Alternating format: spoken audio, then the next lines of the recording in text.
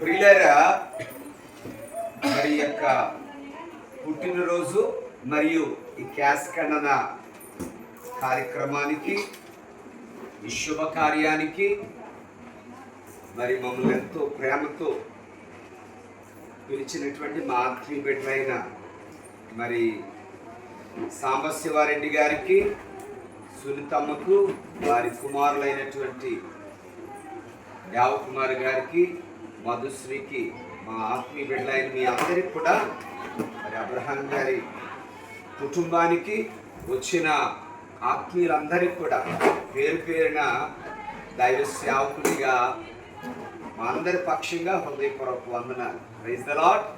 Praise the lord అమ్మా. Praise the lord Devakumar. Praise the lord అయ్యా. Praise the lord అయ్యా. చాలా సంతోషం. మీ అందరికీ పేరు పేరున హృదయపూర్వక వందనాలు, శుభాలు తెలియజేస్తున్నాం. దేవునికి మహిమ కలుగును గాక. వందనాలు అయ్యా దేవపుత్రుడి గారు. వందనాలు తల్లి. Praise the lord. Praise the lord అమ్మా. సునీతమ్మ వందనాలమ్మ. శారమ్మ వందనాలు. Praise the lord. హల్లెలూయా. మీ వంశం పేరు కొమ్మ. ప్రియులారా, బహుశా మరి మీ అబ్బగారు దేవపుత్రుడి గారు, మీ మూలపిత్రుడు బాగా చెట్లు పెంచేవాడు అనుకుంటా. బాగా కొమ్మలు ఉండేవి మీ ఇంటి దగ్గర. మీ తోటలో బాగా చెట్లు కొమ్మలు బాగా బలంగా ఉండేవి. అందుకే మీకు కొమ్మ అని పేరు పెట్టారు. దేవుని స్తోత్రం కలుగును గాక. మరి శిరీష ఉంది ఎగ్జాంపుల్. శిరీష ఇంటి పేరు లోమడ. ఈ ఊరు ఉండే వాళ్ళ మొత్తం వెళ్ళాడు. ఎక్కడికి వచ్చాడు? పొద్దుటూరుకు వచ్చాడు. అందుకని వాళ్ళకి లోమడ వచ్చింది. అలాగా ఊరి పేరు కానీ వాళ్ళు చేస్తున్న వృత్తిని బట్టి, వాళ్ళు కలిగి ఉన్న స్థితిని బట్టి ఇంటి పేర్లు వచ్చాయి. వరకనే రాలేదండి. ఇంటి పేరుకి ఒక చరిత్ర ఉంది, వంశావళికి ఒక చరిత్ర ఉంది. అలాగే మీకు కూడా మీరు తోటలో చెట్లు బాగా పెంచే ఆ వంశం నుండి వచ్చారు. సంతోషం. దేవునికి మహిమ కలుగును గాక. ప్రియులారా, అందుకే దేవుడు నిమ్ములను తన తోటలో చెట్లుగా నాటుకున్నాడు. మరా తల్లి కూర్చోమ ప్రేరేపించాడు. కొమ్మ అంటే ప్రియులారా బ్రాంచ్ అని అర్థం. బ్రాంచ్. కొమ్మ అంటే బ్రాంచ్. బ్రాంచ్ అంటే చెట్టులో ఒక భాగమైన అర్థం. అంత మాత్రమే కాదు, కొమ్మ అంటే పవర్ అని కూడా ఉంది. కొమ్మ అంటే ఏంటి? శక్తి. కొమ్మ అంటే లైఫ్ అని ఉంది, జీవం అని ఉంది. ఈ మూడు అర్థాలు ఉంది కొమ్మ అనే పేరుకి. బ్రాంచ్ భాగమై ఉన్నది, చెట్టుకి అనుసంధానమైన భాగమై ఉన్నది ప్రియులారా. రెండోది పవర్, శక్తి అయి ఉన్నది. మూడోది లైఫ్, జీవమై ఉన్నది. దేవుడికి స్తోత్రం కలుగును గాక. మొట్టమొదటిగా చాలా చక్కగా ఈ కొమ్మ అనేది యోసేపులో మనం చూడగలం. మొదటిగా బైబిల్లో నిర్గమకాండంలో ఈ బైబిల్లో ఎన్ని రిఫరెన్స్లు ఉన్నాయని చూశాను. నేను సాయంత్రం ఇదే టైంలో కూర్చున్నాను. 7 రిఫరెన్స్ ప్రత్యేకమైన కనిపించాయి. 4 మాటలు చెప్తాను, పెద్ద మెసేజ్గా 4 మాటలు చెప్తాను. క్లుప్తంగా ఎక్కువ సమయం తీసుకోండి. ప్రియులారా, ఈ కొమ్మలో 7 రిఫరెన్స్లు ఉన్నాయి, 7 వాక్యాలు ఉన్నాయి కొమ్మ వంశం గురించి, కొమ్మల గురించి. అలాగే దీపవృక్షంలో కూడా 7 కొమ్మలు ఉన్నాయి. హల్లెలూయా. దీపవృక్షం అంటే మీకు తెలుసు కదా. దీపవృక్షం అంటే మన చర్చికి వచ్చినప్పుడు మీరు చూడగలుగుతారు. అది దీపవృక్షం అని కొట్టిన ఇమేజ్ వస్తుంది. అది ఇలాగా ఎక్కడ అంటారు దాన్ని ప్రజ్వల దీపం అంటారు కదండి. ఏదైనా ఫంక్షన్ ఏర్పాటు చేసినప్పుడు ఇలాగ 3 కొమ్మలుండి మధ్యలో నిటారుగా ఒక కొమ్మ ఉండి దానికి దీపాలు వెలిగిస్తారు. ఏమంటారు ఇక్కడ భాషలో దాన్ని?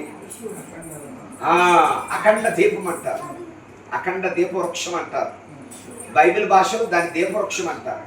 పెద్ద పెద్ద ఫంక్షన్కి వెళ్ళినప్పుడు ఏదైనా పెద్ద ప్రోగ్రామ్ కానీ ప్రాజెక్ట్ కానీ ప్రారంభించేటప్పుడు అది హిందువులు కూడా, క్రైస్తవులు మాత్రమే కాదు, అఖండ దీపం, ప్రజ్వల దీపం అనేది ప్రతి చోట ఏర్పాటు చేస్తారు. గవర్నమెంట్ ప్రాజెక్ట్ అయినా, మత ప్రాజెక్ట్ అయినా ప్రియులారా. అలాగే ప్రభు ప్రత్యేక బైబిల్లో ఈ దీపవృక్షం గురించి ముందే రాయబడ్డది. అక్కడ నుండే వచ్చింది ఇదంతా. ఈ దీపవృక్షం అనేది ఎక్కడ నుండి వచ్చింది? బైబిల్ నుండే వచ్చింది. బైబిల్ కొన్ని వేల సంవత్సరాల క్రితం కదా.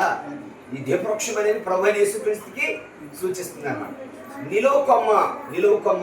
ఆ నిలువుగొన్న చెట్టు ఎవరయ్యంటే ప్రభు అయిన యేసుక్రీస్తు. ఆ నిలువు కొమ్మ. ఈ చుట్టూ 6 కొమ్మలు ఉన్నాయి. ఇంకొక 3 ఇంకొక 3 నా ప్రక్కన ఎలాగా ఈ ప్రక్కన ముగ్గురు ఈ పక్కన ముగ్గురు ఎలా ఉన్నారు పిల్లలతో పాటు అలాగా ప్రియులారా 7 కొమ్మలు నా దగ్గర కనపడతాయి. దేవుని స్తోత్రం కలుగును గాక. అలాగా ప్రియులారా ఈ యొక్క ఇటు మూడు కొమ్మలు అలాగ ఉంటాయి. ఆ యొక్క కొమ్మల పైన ప్రియుల చక్కటి పుష్పాలు ఉంటాయి. బాదము ఆకారం ఉన్నటువంటి కాయలు ఉంటాయి. తర్వాత వెలుగుతూ ఉంటాయి. ఒలీవ ఆయిల్తో ఆ దీపం ఏమవుతుంది, అఖండ ప్రజ్వల దీపం వెలుగుతూ ఉంది. ఆ దీపానికి తైలం ఒలీవ తైలం. ఏ తైలమయ్యా సాంబశివారెడ్డి గారు? ఒలీవ తైలం. ప్రియుల ఆ ఒలీవ తైలం పోయబడి ఆ అఖండ దీపం, ఆ దీపవృక్షం నిత్యం వెలుగుతూ ఉంటుంది.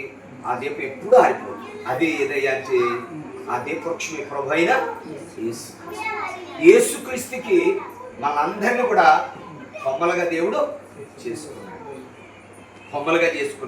ప్రత్యేకంగా మీకు ఏకంగా కొమ్మ అని ఇంటి పేరే పెట్టేశాడు దేవుని ఏర్పాటు. హల్లెలూయ. కొమ్మ అంటే ఎవరికి జాయింట్ మీరు, ఎవరికి బ్రాంచ్? యేసయ్యకి బ్రాంచ్ అన్నమాట. యేసయ్యకి బ్రాంచ్ కొమ్మ అంటే.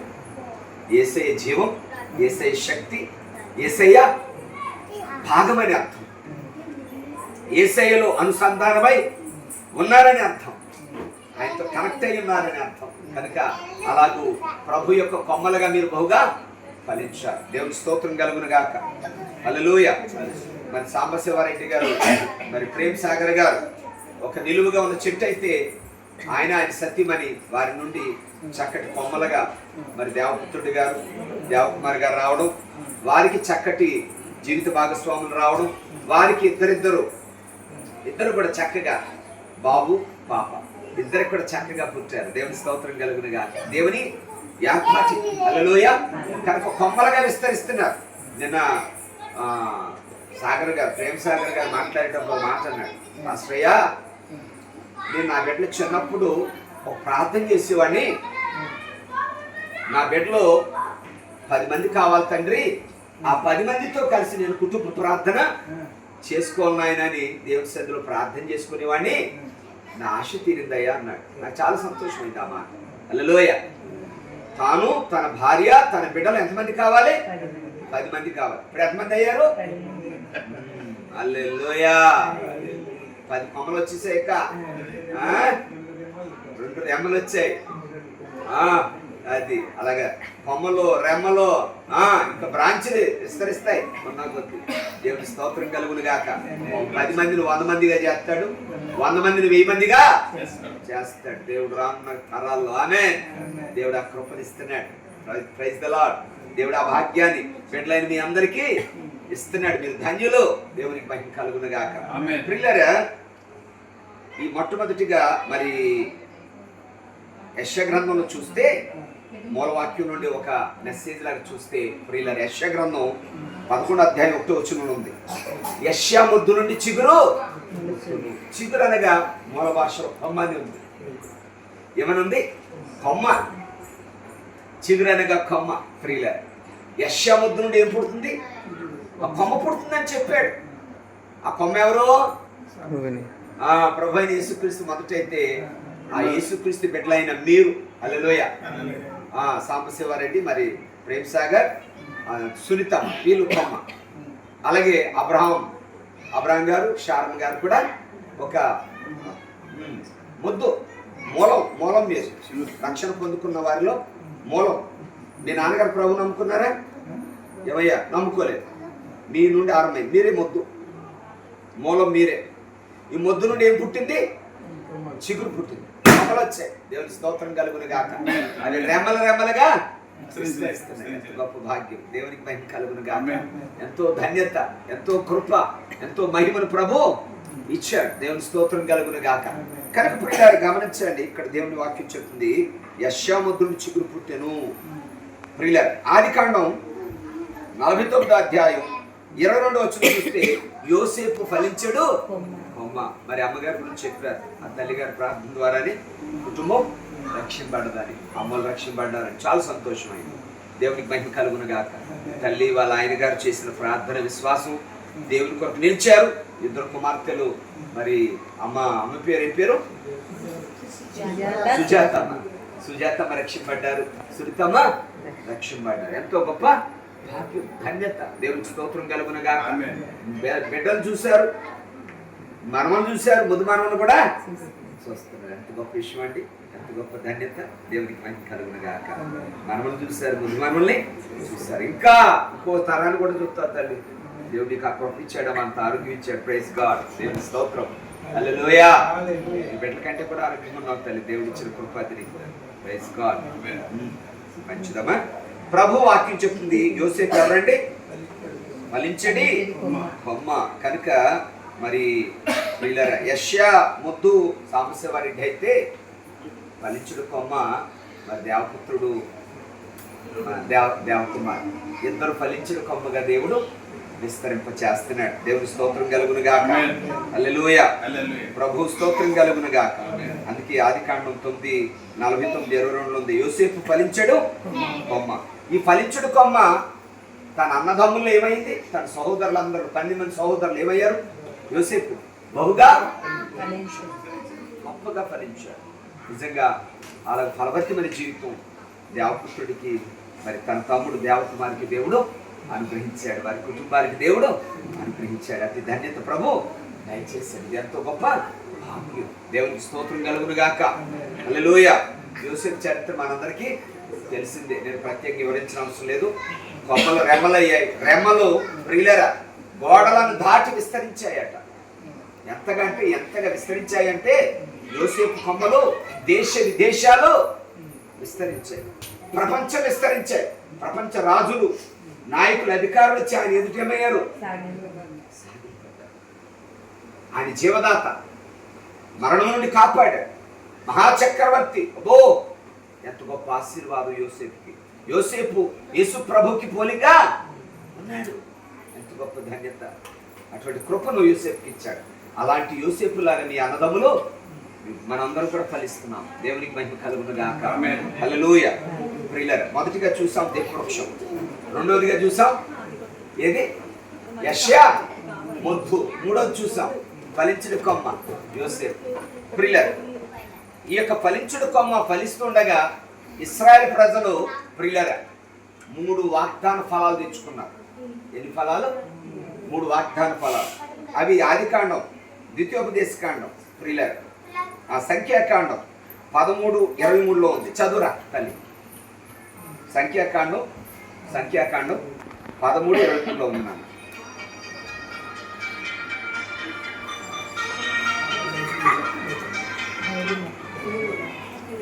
13:23 సంఖ్యాకాండం.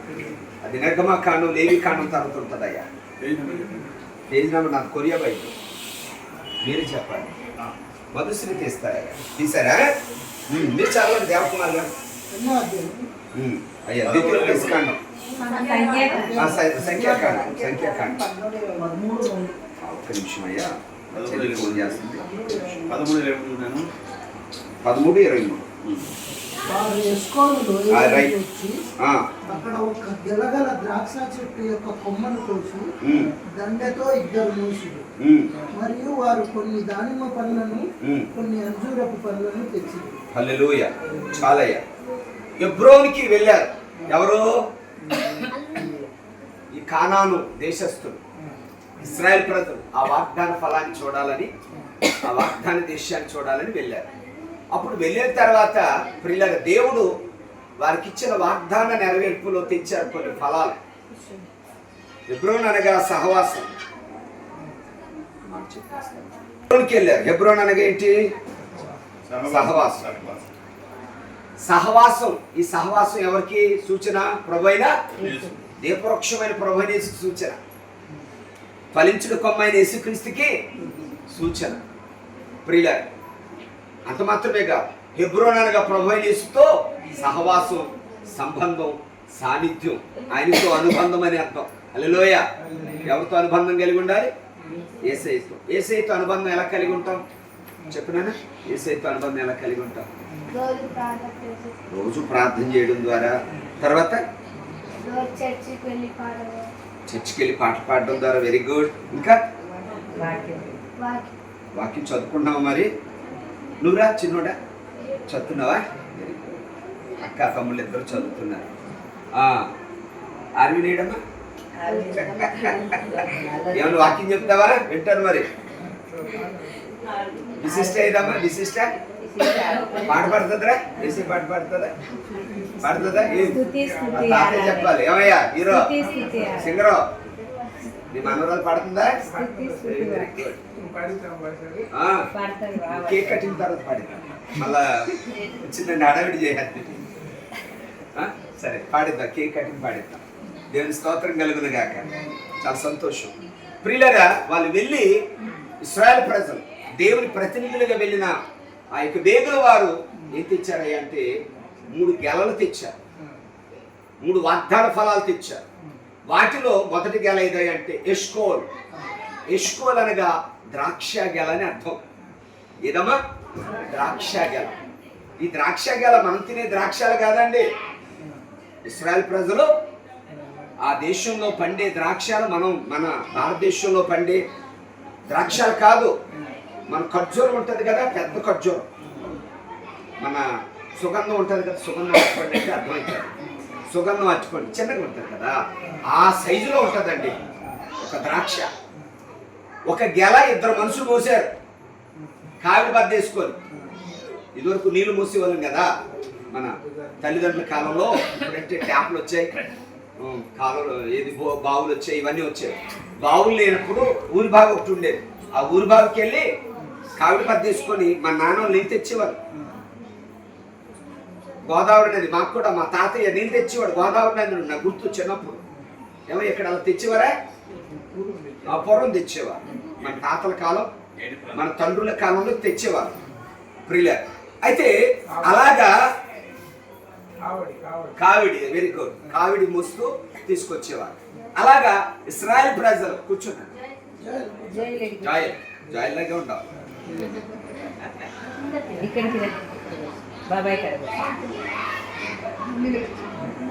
ఇవాన్ నాన్నలాగా ఉన్నాడు. అవునమ్మా, అందుకని బిట్టు ఆయన పూలికలు పడ్డాయి. 2 అన్నదమ్ములు. వెరీ గుడ్, మంచిది, సంతోషం. ప్రియులారా, ఆ కావిడి బద్ద మీద ఒక గెల మోసుకొని వచ్చారు 2 మనుషులు. అంటే ఎంత బరువు ఉందో చూడండి. బలమైన మనుషులు, వాళ్ళు మామూలు మనుషులు కాదండి. ఇంచుమించు నేను అనుకుంటున్నాను 300 కిలోల బరువును మోసుకొని వచ్చారు ఒక గెల. అంత బరువు ఉన్నది. అటువంటిది ద్రాక్ష గెల ఒకటి. ఆ ద్రాక్ష గెల ఎవరంటే మన ఇవాన్ ఆర్విన్. హల్లెలూయా, దేవునికి స్తోత్రం కలుగును గాక. అలాగే నీ పేరు నాన్న? సాత్విక్. వీళ్ళు ద్రాక్ష గెల. వీళ్ళెవరు? ద్రాక్ష గెల. అలాగే ప్రియులారా, ఇక 2వ ఫలం ఏదయ్యా అంటే దానిమ్మ పళ్ళు, పొమోగ్రానైట్స్. అది కూడా గెలలో మోసుకొని వచ్చారు. ఈ పొమోగ్రానైట్ ఇంకా ఆత్మఫలం. ఆత్మఫలం ప్రియులారా, ఈ ద్రాక్ష ఏమో ప్రభువైన యేసుక్రీస్తు రక్త నిబంధనకి సూచన. మనం అందుకే ఈరోజు ప్రభువులు కూడా తీసుకున్నాం కదా, సంస్కార ఆరాధన తీసుకున్నాం. ఈ పొమోగ్రానైట్ అనేది ఆత్మీయ ఫలానికి సూచన, ఆత్మఫలానికి సూచన. ఆత్మఫలం మనకు తెలుసు కదా, ప్రేమ, సంతోషం, సమాధానము, దీర్ఘశాంతం, మంచితనం, దయాలత్వం, ఆశ, నిగ్రహం, విశ్వాసం కదా. అవన్నీ పొమోగ్రానైట్లో ఉన్నాయి, ఆ యొక్క దానిమ్మ పండులో ఉన్నాయి. ప్రియుల కుమార్తెలు ఒక పొమోగ్రానైట్ లాంటి వారు, ఒక దానిమ్మ ఫలం లాంటి వారు. దేవునికి స్తోత్రం కలుగును గాక. అలాగే మీ యొక్క దాయాదులు ఉంటారు, మీ అన్నదమ్ములు, మీ కుటుంబంలో బంధువర్గం ఉంటారు. వారికో గెల. అదేదయ్యా అంటే అంజూరు పండు. అంజూరు పండ్లు విస్తారంగా ఉంటాయి. అంజూరు పండ్లు విస్తారంగా ఉంటాయి. అలాగే మనకి బంధువులు, స్నేహితులు, రక్త సంబంధికులు కూడా విస్తారంగా ఉంటారు. దేవునికి స్తోత్రం కలుగును గాక. హల్లెలూయా. ఎక్కడికి నేను ముగిస్తున్నాను, పిల్లలు నిద్రపోతారు, తొందరగా ముగిస్తున్నాను. ఈ ముగ్గురు కూడా వాగ్దాన ఫలం. హల్లెలూయా. 2 కుమారులు వాగ్దాన ఫలం ఇచ్చాడు దేవుడు, 2 కుమార్తెలను వాగ్దాన ఫలం ఇచ్చాడు. ఈ అంజూరు పళ్ళు ప్రియులారా, ఇది పంటలకు కూడా సూచన. మంచి మంచి పొలాలను, మంచి పంటలను దేవుడు ఇచ్చాడు. ఇది ఆత్మీయత కూడా సూచన. మంచి ఆత్మీయత, మంచి విశ్వాసం ఇచ్చాడు ప్రభు. స్తోత్రం కలుగును గాక. కనుక మిమ్మల్ని ఫలించుడు కొమ్మగా చేసి దేవుడు తన అద్భుతమైన ఆశీర్వాద ఫలాలతో, సంతాన ఫలాలతో, సమృద్ధి ఫలాలతో, ఉద్యోగ ఫలాలతో, విద్యా ఫలాలతో, జ్ఞాన ఫలాలతో, సకల విధమైన ఫలాలతో దేవుడు మిమ్మల్ని, మీ కుటుంబాన్ని, మీ బిడ్డలను ఏం చేస్తున్నాడు? వృద్ధిలోకి తెస్తున్నాడు. దానికి దేవుని కృప మొదటి కారణం అయితే హృదయపూర్వకంగా చెప్పగలను. నేను సాంబశివారెడ్డి గారిని నేను కొంతవరకే చూశాను, ప్రేమ్ సాగర్ గారిని, అబ్రహాం గారిని, శారమ్మ గారిని. ఎందుకంటే వాళ్ళు నా కనబిడ్డలు కనుక, నా ఆత్మీయ బిడ్డలు కనుక, వారి విశ్వాసం, వారి ప్రార్థనా జీవితం, వారి ఆత్మీయత నాకు తెలుసు. చాలా ప్రార్థన చేస్తుంటారు బిడ్డలు.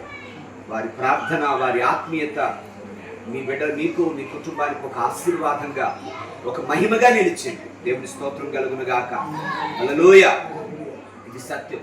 మరి ప్రేమ్ సాగర్ గారి యొక్క ప్రార్థన, ఈ వియంకుళ్ళు, ఈ వీపురాళ్ళు, వారి ప్రార్థన, వారి యొక్క మొర, వారి యొక్క కష్టం, వారి కన్నీరు దేవుడు చూసి అద్భుత రీతిలో మిమ్మలను ఆశీర్వదించాడు. దేవునికి స్తోత్రం కలుగును గాక. ఇంకా గొప్పగా ఆశీర్వదించబోతున్నాడు. ఇది ప్రారంభమే. మీరు చాలా ఉన్నత స్థితికి వెళ్తారు. ఎంతంటే మీ బ్రాంచులు యోసేపు కొమ్మలు ఎంతగా విస్తరించాయి? ప్రపంచమంతా విస్తరించాయి. శాఖోపశాఖలుగా విస్తరించాయి. కంట్రీస్ దాటిపోయాయి. అంతగా దేవుడు మిమ్మల్ని విస్తరింప చేయబోతున్నాడు. మరి నవీన్, శిరీషాన్ని కూడా దేవుడు మంచి ఫలాలు, ఒకేసారి నేను ఆశపడుతున్నాను. ఓ ద్రాక్ష గెల, ఒక దానిమ్మ గెల వచ్చేయాలని, అంటే ఒక కుమారుడు, ఒక కుమార్తె రావాలని ఆశపడుతున్నాను. దేవుడు అలాగా నా ఆత్మీయ బిడ్డలైనటువంటి మరి నవీన్, శిరీషాలకి ప్రభు ఇవ్వబోతున్నాడు. ఆమేన్. హల్లెలూయా. నా ఆత్మీయ బిడ్డలైన మరి దేవకుమార్, మధుశ్రీలకి ఇచ్చాడు, మీకు కూడా ఇవ్వబోతున్నాడు. ఆమేన్. ప్రియులారా, మరి పేరు యొక్క భావం చూశారండి. చాలా అద్భుతమైన పేరు పెట్టారు కదయ్యా. ఎన్ని భావాలు వచ్చాయ్యా పేరులో? నాకే వండర్ అయింది. ఇన్ని భావాలు ఉన్నాయని నాకే ఆశ్చర్యం. ఏని అడిగాను, పేరు భావం ఏంటి అని అడిగాను. అడిగితే ఏ చెప్పింది కదా, ఏమన్నంటే ఆర్విన్ అంటే ప్రియులారా, మొదటిగా ఇవాన్ అంటే జీవంతో, శక్తితో, ఉత్సాహంతో నిండిన జీవితంతో ప్రకాశించేవాడని అర్థమట. ఇవాన్ అంటే గుర్తుంచుకోండి. ఇవాన్ అని పిలుస్తున్నారు, బాగానే ఉంది. ఆ పేరు భావం తెలియాలి. ఆ పేరు భావం ఏంటంటే ప్రియులారా, జీవంతో, ఇందాకన్నాను కదా లైఫ్ అని, జీవంతో, శక్తితో, ఉత్సాహంతో నిండిన జీవితంతో ప్రకాశించేవాడని అర్థమట. ఎంత సూపర్. ఎన్ని భావాలు వచ్చాయి? జీవంతో, శక్తితో, ఉత్సాహంతో, జీవితంతో, అటువంటి జీవితం కలిగి ప్రకాశించేవాడని అర్థం అంట. ఎవరో నీ మనవడు. ఏమయ్యా? ఎవరు? నీ మనవడు. దేవుని స్తోత్రం కలుగునుగా. నీ వారసుడు, అమ్మా మీ మేనల్లుడు. దేవుని వాక్యం చెప్తున్న తర్వాత ఆర్విన్ అనగా తెలివి, జ్ఞానం, నిజాయితీ, మంచితనం, స్నేహశాంత స్వభావం గలవాడట. ఈయన పెట్టావయ్యా అనిపించింది నాకు. నేను ఒకే పేరు అనుకున్నాను, ఇంత బాగుండే ఈ పేర్లు అనుకున్నాను. నాకే ఆశ్చర్యం కలిగింది. నేను చాలా సంతోషం కలిగింది. చాలా చక్కగా వీళ్ళ పేరు చాలా లోతుగా ఆలోచన చేశారు వీళ్ళు. ఇబ్రూ భాష నుండి కన్వర్ట్ అయ్యి వచ్చింది. దేవుని ప్రశస్తమైన బహుమానం అని కూడా ఉంది. దేవుని స్తోత్రం కలుగునగా.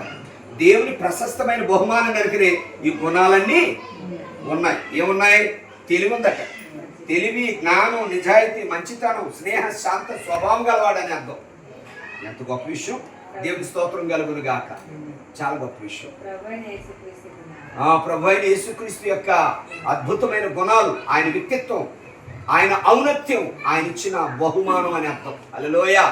అటువంటి బహుమానముగా దేవుడు మరి ఇవాన్ ఆర్విన్ని ప్రభు ఇచ్చాడు. Praise the lord. చాలా సంతోషం కలిగింది. మరి విశిష్ట అంటే ప్రత్యేకమైనది, ప్రశస్తమైనది.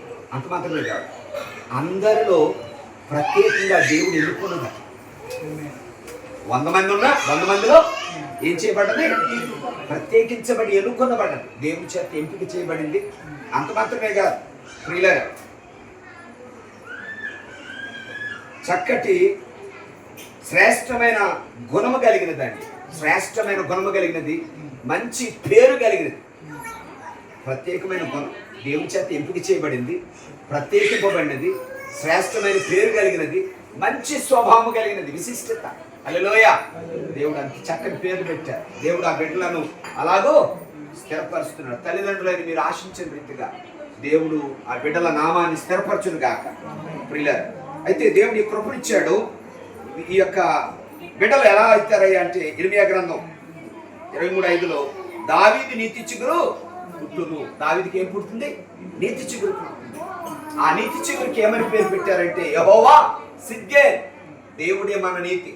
తర్వాత యోహాను శుభవార్త 15:1-5లో ప్రియులారా, నీతి చిగురుగా చేశాడు ప్రభు, కొమ్మగా చేశాడు, రెమలగా చేశాడు, ఎంత విస్తరింపజేశాడు. అయితే ఈ చెట్టు ఇంకా విస్తరించాలంటే, ఈ కొమ్మలు ఇంకా వృద్ధి పొందాలంటే యేసేపు మాట చెప్పాడు. ఏంటయ్యా అంటే ఇంత విస్తరణ, ఇంత ఆశీర్వాదం, ఇంత కృప, ఇంత మహిమ ఉన్నది. ఇదంతా దేని ద్వారా జరిగిందయ్యా అంటే ద్రాక్ష చెట్టు నేను, తీగలో మీరు. ఈ మాటను బట్టి మీరు ఏమై ఉన్నారు? పవిత్రులై ఉన్నారు, పరిశుద్ధులై ఉన్నారు. దేవుడు పవిత్రులుగా పరిశుద్ధులుగా చేశాడు.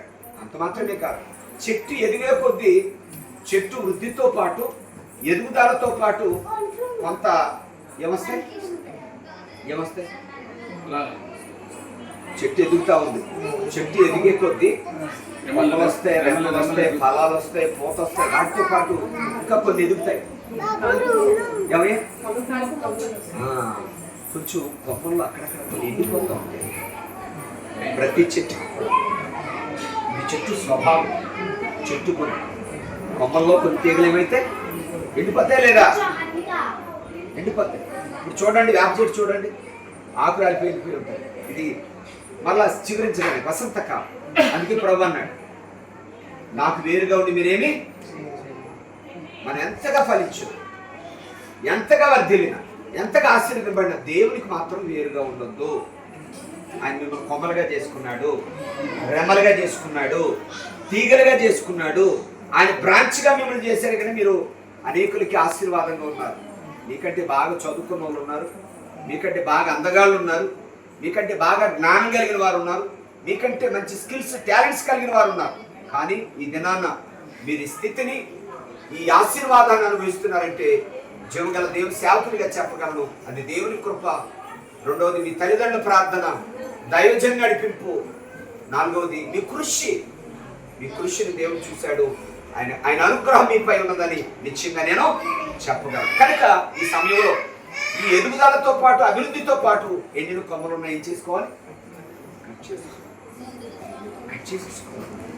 ఎవరికి వారు కట్ చేసుకోవాలి. కట్ చేసుకుంటేనే ఇంకా ఎదుగుతాం, కట్ చేసుకుంటే ఇంకా పెరుగుతాం. ఆ కట్ చేయబడింది కూడా పచ్చగా వచ్చేస్తుంది. లేకపోతే ఆ ఎండిని అలాగే ఉందనుకోండి, మిగిలిన కొమ్మ కూడా ఏమవుతుంది? కనుక ఎండిన వాటిని కట్ చేసి పారేస్తాం. దేవుని స్తోత్రం. చివరికి ఇంకొక మాట చెప్పి ముగించేస్తున్నాను. జకర్యా గ్రంథం, ఈ మాట చదవంటారు. నీ బిడ్డల జీవితంలో దేవుడు చేయబోతున్నాడు. నీ కొడుకు, నీ కూతురు విషయంలో, నీ కుమారుడు విషయంలో, కుమార్తె విషయంలో దేవుడు ఈ కార్యం చేయబోతుంది. మీ కుటుంబం ఈ కార్యం చేయబోతుంది. జకర్యా గ్రంథం 6:12 చదువున్నాను. జకర్యా గ్రంథం 6:12. నేను చెప్పిన రిఫరెన్స్ కూడా మీరు సేవ్ చేసుకుని ఉంచుకోవాలి. మీకు ఎన్ని తరాలైనా ఈ వాక్యం ఉపయోగపడుతుంది. జకర్యా 6:12. అతనితో ఇట్లా సైన్యములకు అధిపతి యెహోవా సెలవిచ్చినదేమనగా, అవును, చిగురు అను ఒకడు కలడు, అతడు తన స్థలములలో నుండి చిగుర్చును, అవును, అతడు యెహోవా ఆలయం కట్టును. అవును, చదవండి. అతడే యెహోవా ఆలయం కట్టును, అవును, అతడు ఘనత వహించుకొని సింహాసనాసీనుడై ఏలును, సింహాసనాసీనుడై ఏలును. అతడు యాజకత్వం చేయగా ఆ ఇద్దరికి సమాధానకరమైన యోచనలు కలుగును. హల్లెలూయా. యెహోవా సెలవిస్తున్నాడమ్మా మధుశ్రీ దేవకుమార్, నీ బిడ్డల గురించి జీవగల దేవుడు సెలవిస్తున్న వాక్యది. జీవగల దేవుని సేవకునిగా ఆయన పరిశుద్ధ జీవవాక్యాన్ని పట్టుకొని చెప్తున్న మాట, చివరి మాట. నీకు దేవుడు ప్రేమించి చక్కని బిడ్డలు ఇచ్చాడు. ఈ బిడ్డలు ఎందుకయ్యా అంటే దేవుళ్ళు చిగురించడానికి, దేవుళ్ళు ఫలించడానికి, దేవుళ్ళు వర్ధిల్లడానికి. బిడ్డలు దేవుడు మనకి ఇచ్చింది ఎందుకు కొరకయ్యా అంటే ఆయన కొరకు పెంచడం కొరకు, ఆయన సేవ చేయటం కొరకు. అన్నకు దేవుడు బిడ్డలు ఇచ్చాడు. అన్న ఏం చేసింది? దేవుడికి ఇచ్చింది, దేవుని సేవ కొరకు ఇచ్చింది. మనం కూడా అలాగే చేయాలి. అంత మాత్రమే కాదు, ఇక్కడ దేవుని వాక్యం ఉంటుంది కదా. ఈ బిడ్డలు ఎలా ఉంటారు అంటే మొదటిగా చిగురుగా ఉంటారు. ఎలా ఉంటారు? చిగురు, కొమ్మలుగా ఫలిస్తారు. రెండవది ఆలయం కడతారు. అమ్మా వింటున్నారా? రెండోది ఏం కడతారు? ఆలయం కడతారు. అంటే ఆత్మీయంగా వాళ్ళు బ్రతుకుంటారు. దేవుని మందిరం అనే ఆలయాన్ని కూడా కడతారు. దేవుని రాజ్యం అనే ఆలయాన్ని కడతారు. నా పట్ల అయినా మీ పట్ల అయినా అందరి పట్ల దేవుని ఉద్దేశం ఇదే. మన ఆత్మీయ మందిరంగా మారాలి, దేవుని మందిరంగా, దేవుని ఆలయంగా మనం మారాలి, దేవుని ఆలయాలు కట్టాలి, ప్రభు రాజ్యం చెయ్యాలి. ఇక మూడవది, సింహాసనాసీనుడై ఉంటాడు. సింహాసనాసీనుడు అంటే నీ బిడ్డలు దేవుడు మీకంటే మంచి పొజిషన్లో పెడుతున్నాడు. ఏమో ప్రభు చిత్తం అయితే ఇవాన్ ఒక ఐఏఎస్ ఆఫీసర్ కావచ్చు, ఓ సైంటిస్ట్ కావచ్చు, విశిష్ట ఒక మంచి డాక్టర్ కావచ్చు, ఇంకా అంతకంటే డాక్టర్ కావచ్చు. దేవుడు మిమ్మల్ని మంచి ఆఫీసర్లుగా చేయొచ్చు. ఆయన సేవలో వాడుకుంటాడు. ఎందుకంటే సింహాసనం ఇస్తానన్నాడు ప్రభు. మూడవది, ఇక నాలుగవది, యాజకత్వం చేస్తారట. యాజకత్వం అంటే ఏంటి? దేవుని సేవ చేయాలి, దేవుని ఆరాధించాలి, సువార్త ప్రకటించాలి. అంత మాత్రమే కాదు ప్రియులారా, ఐదవది సమాధానంగా ఉంటారు. ఎలా ఉంటారు? సమాధానంగా ఉంటారు. మీ బిడ్డకు దేవుడు ఇచ్చిన ఆశీర్వాదం అయ్యా. మొదటిగా ఏమై ఉంటారు? చిగురిస్తారయ్యా. రెండవది, వాళ్ళు సమాధానం కలిగి ఉంటారు. మూడవది, వారు యాజకత్వం చేస్తారు. నాలుగవది, సింహాసనం ఇస్తాడు. ఐదవది, వారు దేవునికి ప్రియమైన బిడ్డలుగా ఉంటారు. దేవుని రాజ్యం వారి ద్వారా కట్టబడతారు. అలా కట్టేవారిగా దేవుడిని బిడ్డలు ఇచ్చాడయ్యా. దేవుడు ఈ జీవవాక్యం మీ కొమ్మ వంశంలో మీరు ఫలించుడు కొమ్మగా అన్ని విషయాల్లో మీరు మీ బిడ్డలు వర్ధిల్లుదురు గాక. యేసయ్యే ద్రాక్ష చెట్టుగా ఉండాలి, మీరు కొమ్మలుగా ఉండాలి, అన్ని విషయాల్లో బహుగా ఫలించాలి. దేవుడి మాటలు ఆశీర్వదించును గాక. ఆమేన్. చిన్న ప్రార్థన చేద్దాం.